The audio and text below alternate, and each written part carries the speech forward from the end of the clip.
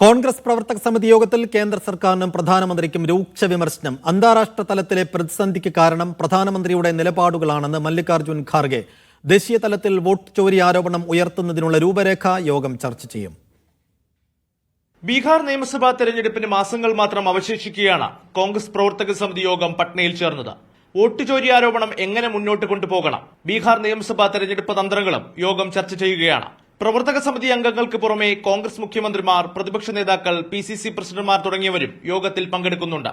യോഗത്തിൽ ലോക്സഭാ പ്രതിപക്ഷ നേതാവ് രാഹുൽ ഗാന്ധി വോട്ട് ചോരി ആരോപണത്തിലെ മുന്നോട്ടു പോക്കിനെക്കുറിച്ച് നേതാക്കളോട് വിശദീകരിക്കും.